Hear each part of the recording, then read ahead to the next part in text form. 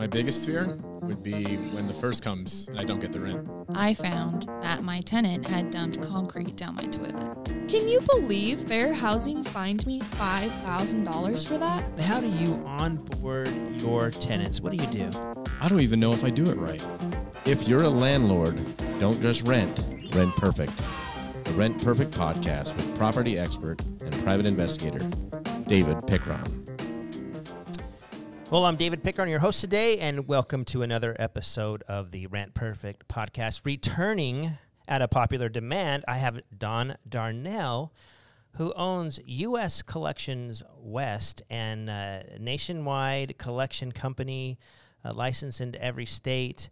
Why do we really need a good collection company? You know, because we have those evictions or those skips where people owe us money.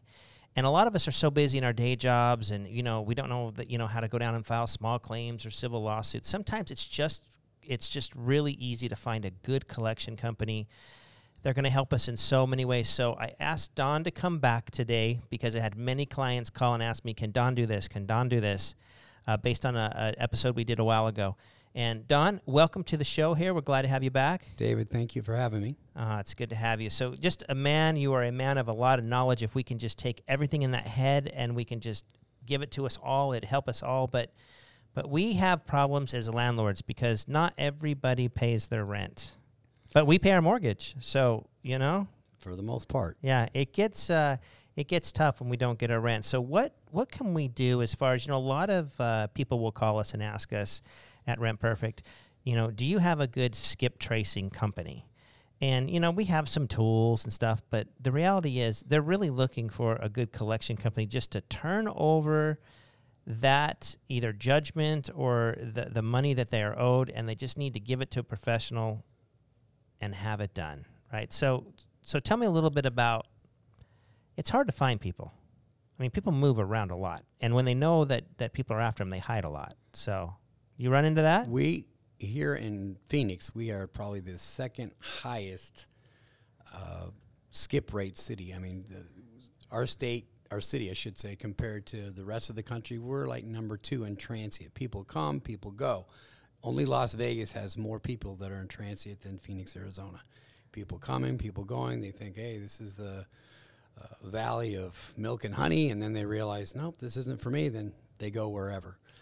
So the bottom line is this, is you teach people how to skip trace, but it's not about the actual motions. It's actually what you say and how you say it, because getting information, gleaming information from relatives, ex-employers, that's how you really find people, the hard ones. I mean, you know, you can run a credit bureau and find someone, or you can use the work number or call the old employer. But like I said, it's asking the right questions and asking it the right way, because there's many laws that prohibit from using false, you can't lie to someone to try and glean information. So you have to be truthful and forthright. But when you say it, there's just, you know, some people can be more relaxed than others.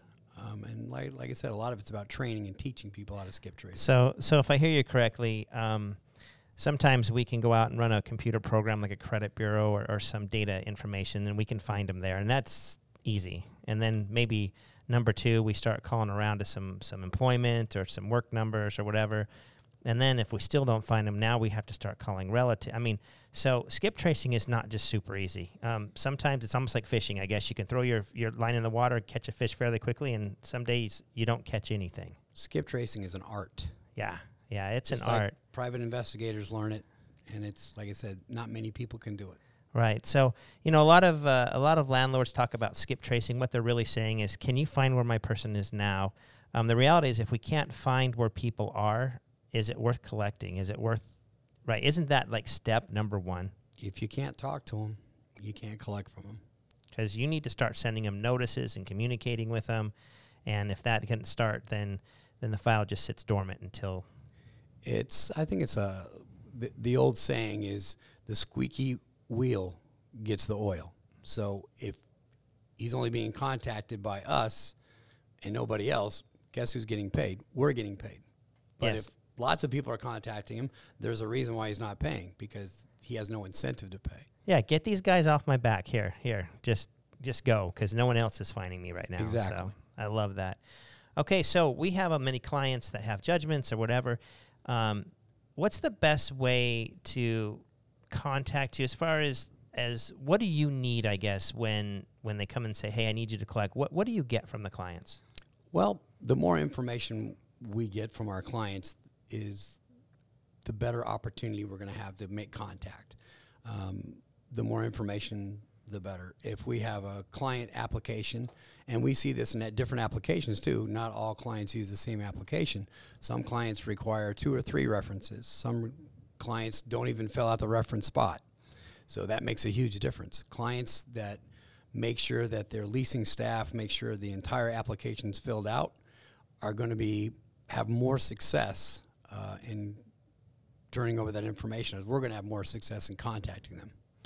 And then once they give you the files and you have the information, you create the account on your side, is there an average amount of time they should wait before they call you back to give you time to do what you need to do? Because what you do doesn't happen in 1 day, 2 days, 3 days.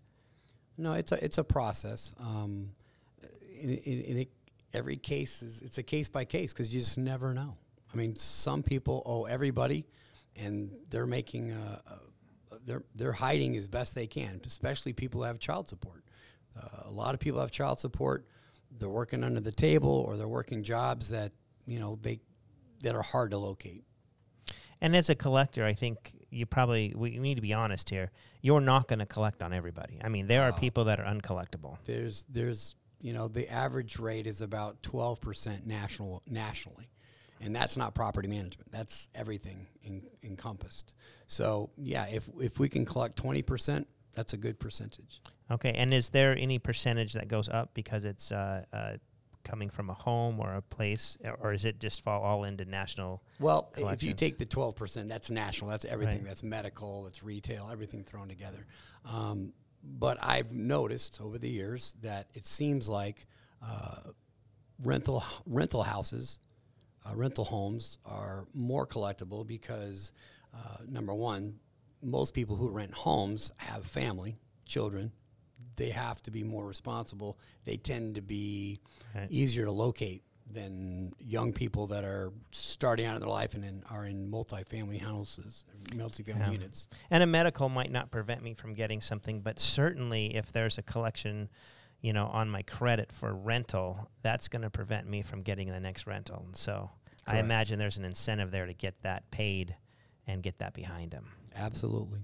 Okay, so that sounds like a low percentage, but here's the great thing about using a collection company. Most of them, and I can't speak for all of them, is there's no upfront fees. It's not going to cost you anything. It's correct? all contingent. Yeah. So, they're running anywhere around 40% that they keep if they collect. So, yeah, you might say, hey, that's 40%. That's a lot of money to give up. But the reality is if they're only collecting 12 to 20%, you're probably collecting 0.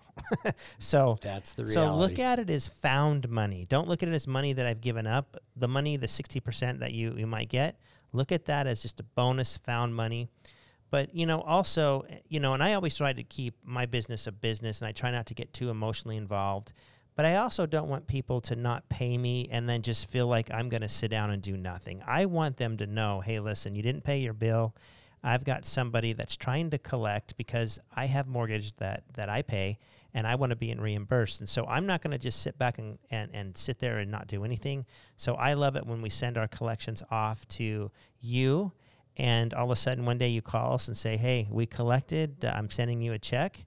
And, like I said, it's found money for me, because once I send over my files to you, Don, I completely forget about them. I don't harbor over them. I don't call you. I don't, Don, how you working on this? It's out of sight, out of mind in my head, and I'm just hoping that, it's like winning the lottery or something. You call me and say, hey, Dave, we've got something for you. Another thing we can do also, and some clients, when they call us, we tell them, hey, we can mitigate some of those collection fees by, if you encompass putting in your lease agreement about talking about collection fees, interest rates. If you add that, you can really mitigate your losses. So the collection fee, usually, if we collect all of it, the collection fees are just added all together. So you're not really out anything but maybe 4 or 5%. Okay, so there are certain clauses you can put in your lease that allows you to collect more money on the back end. So get with your local attorneys and make sure that that language is in your lease, and then you'll end up making more money on the backside on a collection based on what is in your lease. So we appreciate that. Yeah, it comes in handy. And like I said, it may not be awarded in every case. Some judges don't award it, some judges do, but they're actually more apt to award you 24% interest per annum versus 24% collection fee. Yeah, no, I love that. It's a great idea to do that. Now, Don, when we go through and we talk about a little about skip tracing, and then we find them, we still don't get their attention. From there, we go to civil litigation, and ultimately, where do we want to get to? The collection of the debt. So we start with asking for payment voluntarily, setting up payment in full, settlements, partial payment arrangements. But if that fails and they have assets to take, then we'll do civil litigation and get a judgment. Once we get the judgment, then we can do post-judgment proceedings, which is garnishments on their wages, garnishments on their bank account. If they own a vehicle and it's worth a certain amount, it can be taken and sold at auction. There's certain things that can be done. But the beautiful thing is when they start getting their bank account or their job mostly, and they start getting money out of their paycheck, you're really getting their attention. We get a lot of calls. You know, you take someone's money, you get their attention for sure.